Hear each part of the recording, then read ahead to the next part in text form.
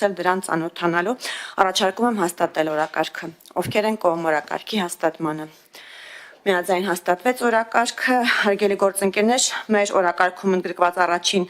հարցը Հայաստանի Հանրապետության Կենտրոնական ընտրական հանձնաժողովի 2024-2025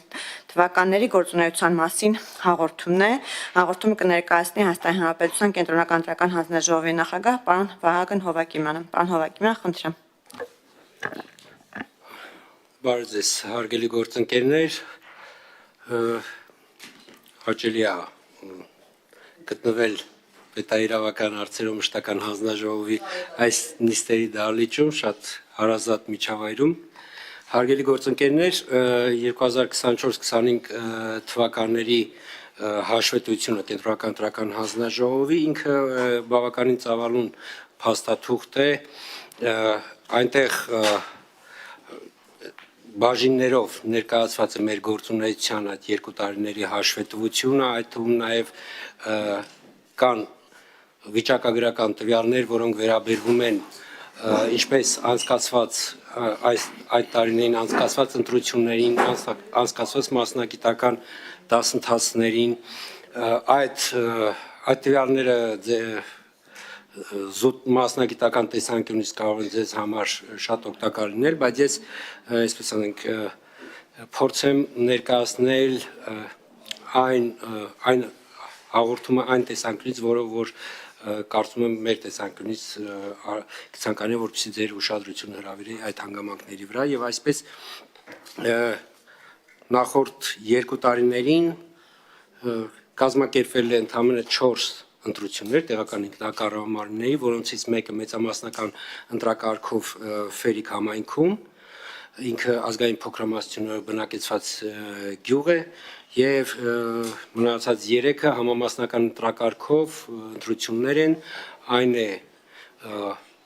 20 դրանք բոլորը տեղի ունեցել 25 թվականին Գյումրի, Փարաքար եւ Աղարշապատ համայնքներում եւ պիտի արձանագրեմ փաստը, որ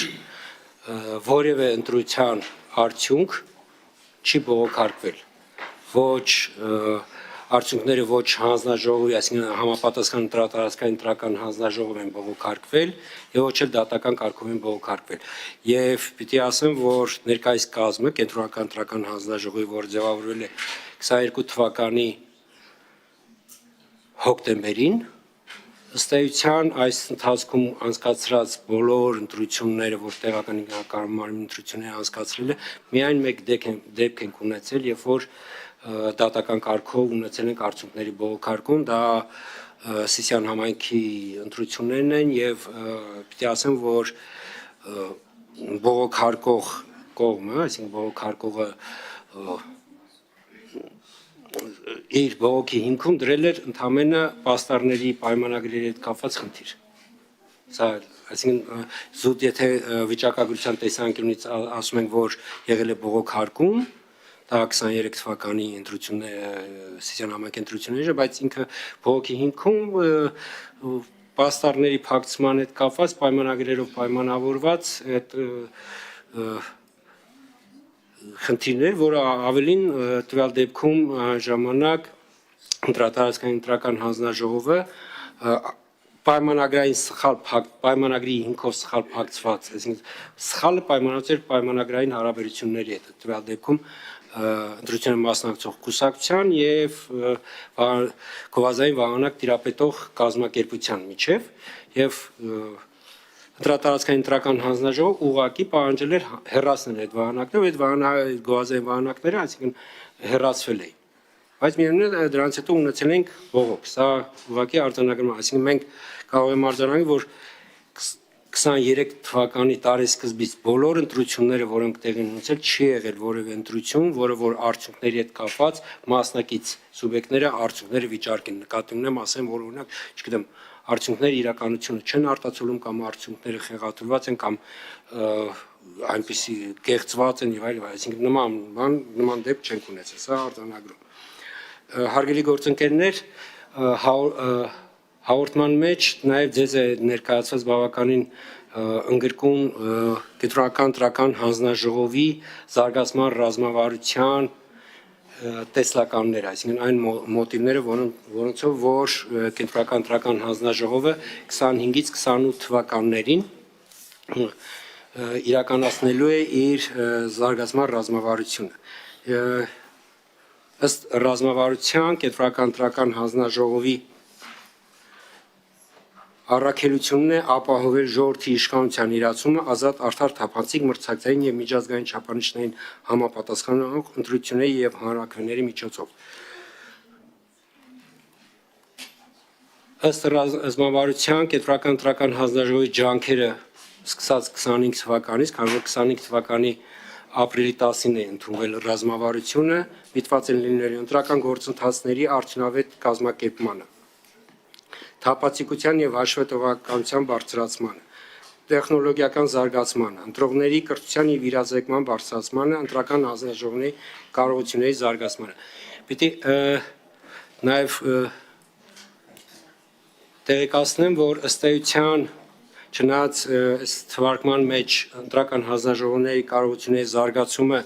այսպես ենք վերջինն է թվարկվում, բայց իրականում մեր ամբողջ ռազմավարության ողնաշարում առանցքայինը դա ընտրական հանձնաժողովի կարողությունների զարգացումն է եւ կարող եմ ձեզ տեղեկացնել մեր այսպիսի մի խնդրի մասին, ըստ էության ընտրական համակարգը երաշտճան է, ինչպես գիտեք, կենտրոնական ընտրական հանձնաժողով, ընտրատարածքային ընտրական հանձնաժողովներ եւ տեղամասային ընտրական հանձնաժողովներ։ Ընտրատարածքային ընտրական հանձնաժողովները 38-ն են, որոնցից 28-ը տեղակայված են մարզերում։ Այս մարզերում տեղակայված մեր ընտրատարածքային ընտրական հանձնաժողովները ունեն նստավայրեր։ Այդ նստավայրերը հիմնականում պետական եւ տեղական ինքնակառավարման մարմինների շենքերում են։ Երկուսից 3 սենյակներ են հատկացված ընտրատարածքային ընտրական հանձնաժողովներին։ Պետք է ասեմ, որ այս փուլում, այսինքն երբ որ ընտրություններ են, երբ որ օրինակ ազգային ժողովի ընտրություններին ընդառաջ բոլոր տեղերում հատկացված պայմանները որոշակի բարելավում են, այսինքն նույն պետական եւ տեղական ինքնակառավարման մարմինները բարելավում են պայմանները, որ ընտրությունների կազմակերպման ընթացքում ընտրատարածքային ընտրական հանձնաժողովները իրենց լիազորությունները, պարտականությունները իրականացնելուց խնդիրներ չունենան։ Բայց հաշվառում այն հանգամանքը, որ մեր ընտրական համակարգը ըստ էության անցում է կատարել ամբողջությամբ համամասնական ընտրակարգի, որտեղ համամասնական ընտրակարգում ընտրատարածքային ընտրական հանձնաժողովը ըստ էության մշտապես գործելու անհրաժեշտություն ունեն։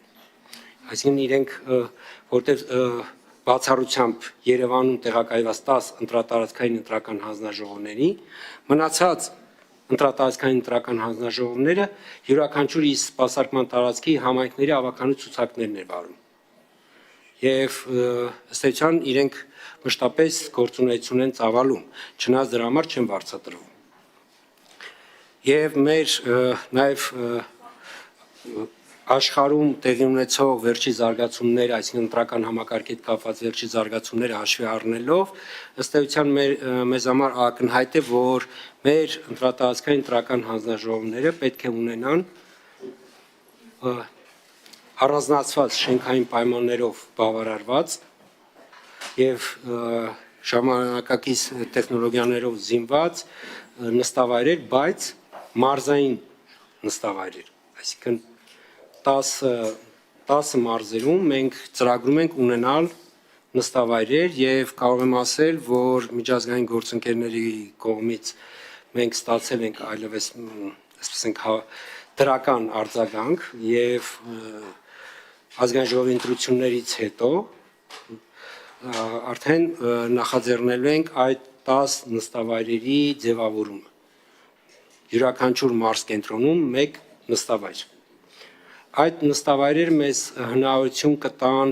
որպեսզի մեր մնացած գործունեությունը կենտրոնական ընտրական հանձնաժողովի որպես ընդհանուր ընտրությունների կազմակերպման համար պատասխանատու սահմանադրական անկախ մարմնի գործունեությունը առավել արդյունավետ իրականացվի։ Ես եւ այս արդյունավետության տեսանկյունից առանցքային դերակատարություն ունի ուսուցումը։ Ուսուցումը ընտրություններում ներգրաված սուբյեկտների համար, հարգելի գործընկերներ, փորձը ցույց տվեց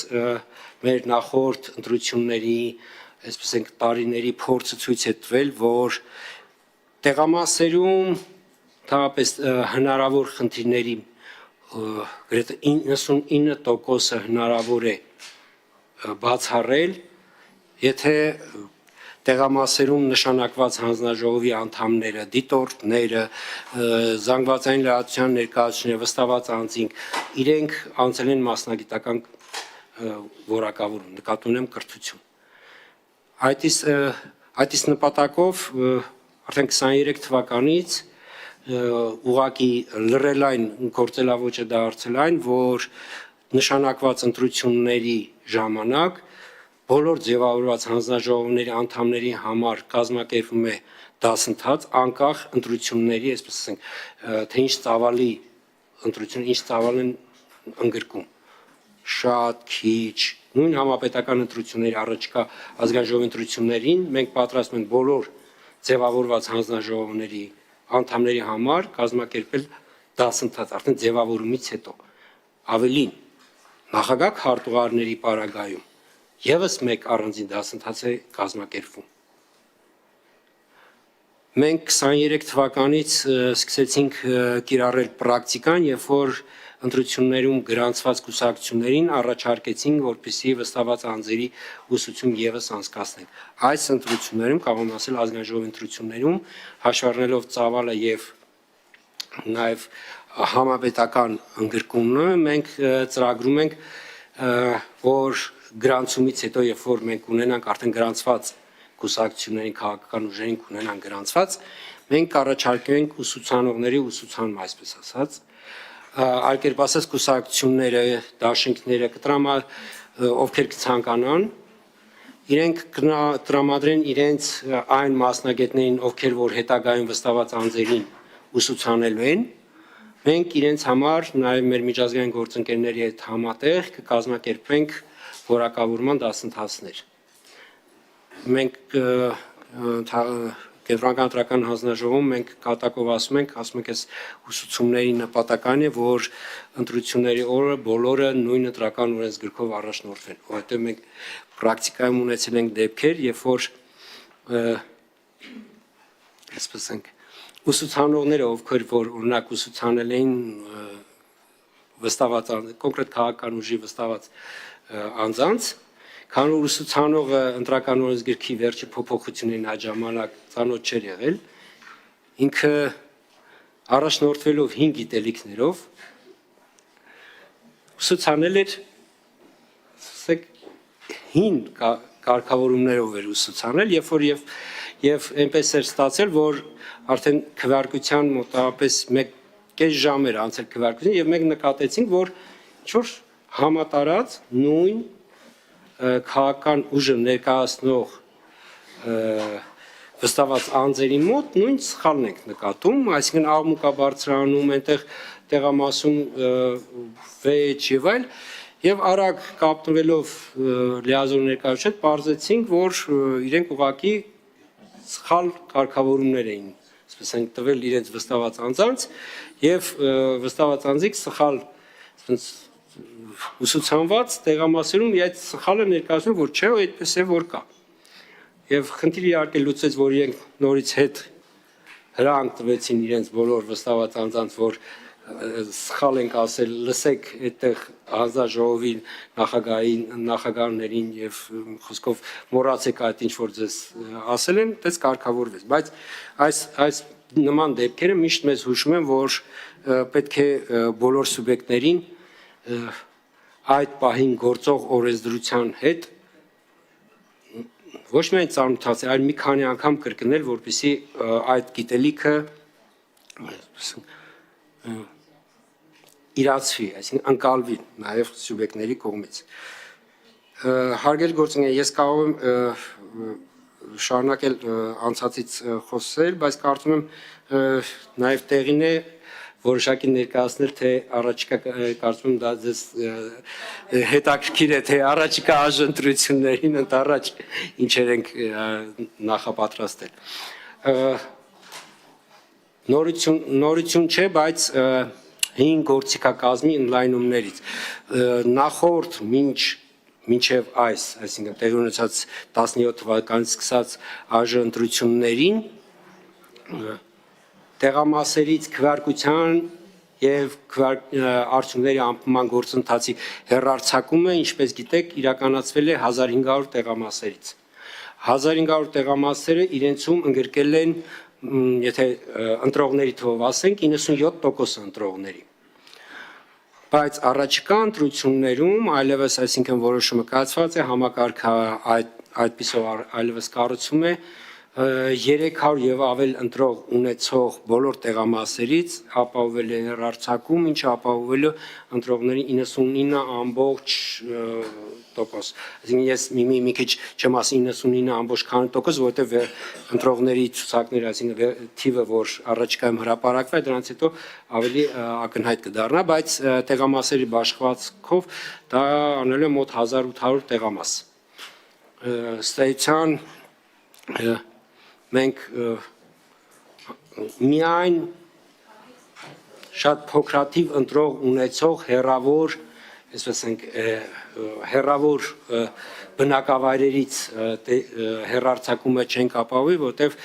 յուրաքանչյուր տեղամասի հեռարձակումը հարգելի գործընկերներ արժանանում մոտ 750,000 դրամ, որպեսզի հասկանալի լինի, այսինքն մենք օրինակ Սիսիանում ավականու ընտրությունների ժամանակ Սիսիան համայնքում 23 թվականին ունեցանք դեպք, երբ որ 11 ընտրող ունեցող գյուղի մեկ ընտրողի քվեի արժեքը կազմել էր մոտ 500, եթե ինքնարժեքի ենք վերածում, մոտ 500,000 դրամ էր կազմում, եթե չեմ սխալվում։ Այսինքն դուք օրենքը ընդունել եք, պահանջել եք, որպեսզի մենք բոլոր դիմերի ժամանակ, համամասնական ընտրակարգով ընտրությունների ժամանակ ապահովենք, այդտեղ օրենքը հստակ է ասում, համամասնական ընտրակարգով ընտրություն բոլոր տեղամասերից պիտի ապահովի հեռարձակում։ Եվ քանի որ այդ նույնիսկ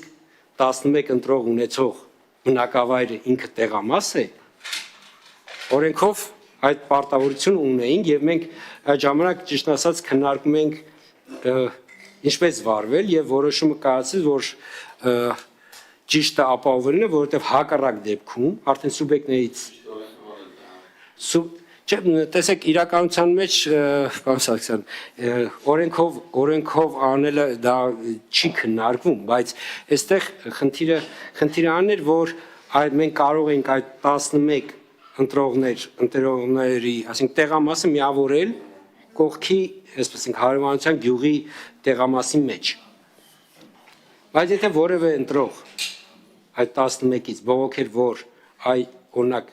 հերույի ես դրա համար չեմ գնացել քվեարկել, այդ մեկ ձայնով հանդերձ մենք ունենանք արդարացի բողոք։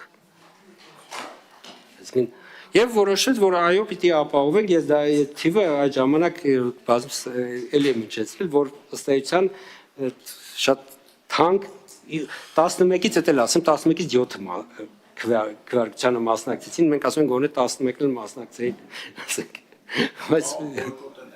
Եվ այդպես։ Մյուս նորամուծություններս պիտի ասեմ, որ կուսակցությունները, ովքեր որ ներկայումս արդեն դիմել են եւ ունեն օգտահաշիվներ,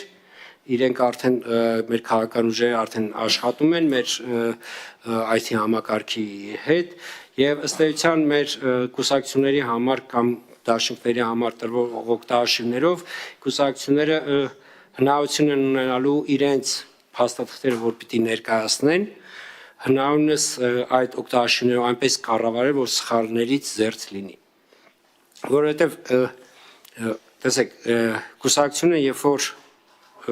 նախքին կարգով ուղղակի Excel ֆայլի վրա կուսակցությունները իրենց կամ ուղղակի Word ֆայլով ցանկացած ձևով իրենց ցուցակները երբ որ ձևավորում էին, այնպես էր ստացվում, որ երբեմն լինում էր տեխնիկական վրիպակներ շատ են լինում։ Օրինակ ազգանման մեջ առանձնահատուկ ինչ որ յուրահատուկ ուղղագրություններ ունենում, որը որ մուտքագրելուց չէին նկատում։ Եվ իսկ քանի որ մենք պիտի բոլոր սխալները վեր հանենք, բոլոր ուղումները հանենք, այսինքն ճշգրիտ պիտի լինեն։ Այդ խնդիրները այսպես ենք ամեն բացահայտում է, նաև հետո կուսակցությունը ինքը պիտի այդ ուղումը ընդուներ, այսինքն լիազորները պիտի իրենք համաձայնվեին, որ իրենք սխալ են մուտքագրել, այդ սխալը հաստատեն եւ այլ, այսինքն նկատի ունեմ ակին process է։ Իսկ ներկայիս համակարգը հնարավորություն է տալիս, որպեսզի ուղակի տեխնացուի անձը հաստատող փաստաթղթի տվյալը մուտքագրող մնացած անձնական տվյալները ինքը ավտոմատ գեներացվում է։ Այսինքն անուն ազգանուն հայրանուն, ծննդյան տվյալները, հաշվառման հասցեն, այսինքն ձեռագրով մուտքագրողները քաղաքական ուժը իրենք ձեռքով պիտի մուտքագրեն աշխատանքի վայրը, պաշտոնը, նույն օրինակ կուսակցական լինել չլինելը ինքը էլի որոշակի ավտոմատ գործիք է ենթադրում, որը որ ուղղակի մուտքագրողները արագ իրենք ընտրում են։ Նույն սերային բաշխվածությունը օրինակ կուսակցությունները երբեմն իրենց ցուցակները կազմելուց կարող էին ընտրական օրենսգրքով պահանջվող պահանջներից, ասենք, շեղումներ ունենալ։ Այդ որը բացահայտում էր կենտրոնական ընտրական հանձնաժողով փաստաթղթեր ներկայացնելուց հետո։ Ներկայիս համակարգը զգուշացնում է, այսինքն մուտքագրողին զգուշացնում է, որ ձեր մոտ նման սխալ գոյություն ունի։ Համակարգը զգուշացնում է նաև, օրինակ, եթե կուսակցական, անկուսակցական, ինչպես գիտեք, ցուցակներում անկուսակցականները կամ այլ կուսակցություն ներկայացնող անձինք 30%-ից ավել չեն կարող ունենալ։ Եթե որևէ ցուցակում կլինի նման խնդիր, համակարգը զգուշացնում է։ Համակարգը զգուշացնում է նաև դաշինքներին, երբ որ դաշինքները առանձին, այսինքն դաշինքը իր օգտահաշվով ձևավորում է մի հատ դաշինքի ցուցակը եւ առանձին նաև մուտքագրում է կուսակցությունների դաշինքում ընկրված կուսակցությունների ցուցակ, այսինքն նույն այդ խնդիրները, նույն այդ զգուշացումները արկա են նաև դաշինքների ցուցակների ձևավորում, որովհետեւ նման թերություններ չլինեն։ Համակարգը հնարավորություն է տալու կուսակցություններին, քաղաքական ուժերին, որպեսզի իրենց տեխնացուների հայտարարները, որոնք որ պիտի ներկայացվեն, իրենք հնարավորություն ունենան, եթե տեխնացուները կունենան նույնականացում էլեկտրոնային նույնականացում, ես եմ համակարգով նույնականացում կունենան առողջություն, եթե կունենան, իրենք հնարավորություն կունենան էլեկտրոնային իրենց հայտարարները լրացնելու, գեներացնելու, այսինքն յուրաքանչյուր տեխնացու ինքը հնարավորություն կունենա ինքնուրույն մուտք գործելու համակարգ եւ իր հայտարարները լրացնելու։ Եթե չեն ունենա, քանի որ այս փուլում մենք չբացառեցինք, որ նման խնդիր կարող լինել, նույնականացման հնարավորություն չեն ունենա կուսակցությունները, տեխնացուները, այդ դեպքում իրենք կարող են ուղղակի նախկին ռեժիմով ուղղակի թղթային տարբերակով լրացնել հայտարարները, ստորագրել, սկանավորել եւ գցել արդեն օգտահաշվինքից նույնը կուսակցությունը նույնը ֆինանսական հաշվետվությունների համար եւս էլեկտրոնային համակարգ է ստեղծվել, այսինքն նախկինում ֆինանսական հաշվետվությունները ներկայացում էին հատուկ ստեղծված Excel ֆայլի միջոցով, այժմ այդ նույն քաղաքական ուժերի լիազոր ներկայացուցիչները հնարավորություն են ունենալու էլեկտրոնային լրացնել իրենց ֆինանսական նախընտրական կառավարության ֆինանսական հաշվետվությունները եւ նաեւ կից փաստաթղթերը էլեկտրոնային գցելու, էլեկտրոնային ներկայացնելու։ Դիտորդները, զանգվածային լրատվության միջոցների ներկայացուցիչները, իրենք հավատարմագրվում են էլեկտրոնային, իրենց վկայականները գեներացվում են էլեկտրոնային, այսինքն զանգվածային լրատվության ներկայացուցիչները կարիք չունեն օրինակ գալ կենտրոնական ընտրական հանձնաժողով հավատարմագրվելու համար։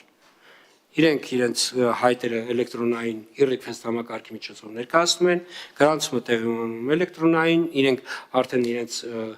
լրագրողների տվյալները մուտքագրելով, իրենք արդեն համակարգի միջոցով իրենց օգտարաշով գեներացնում են վկայականները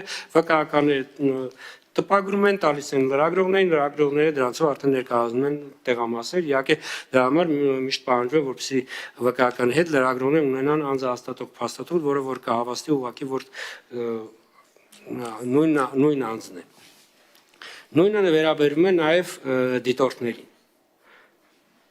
Ուղղակի դիտորդների հետ հավատարմագրման համակարգը այս ընթացքում ուղղակի միացվել է նաև այսպես ենք ստուգումները համակարգ օրինակ առաջիկայում երբ որ արդեն կուսակցությունները տեխնացուներին մուտք կանեն եւ կգրանցվեն օրինակ դիտորդական առաքելության կազմում ընդգրկված դիտորդների, տեխնացուների, հանձնաժողովի անդամների տվյալները համեմատվում են մեկը մյուսի հետ, այսինքն նույն անձը, քանի որ տեխնացուն չի կարող լինել դիտորդ կամ նույն հաջողությամբ հանձնաժողովի անդամը չի կարող լինել դիտորդ, ինքը շատ այսպես ենք համակարգը ուղղակի թույլ չի տալու, այսինքն զգուշացնելու է, որ նույն անձը, այսինքն արգելված մուտքագրում է տեղի ունենում։ Մեր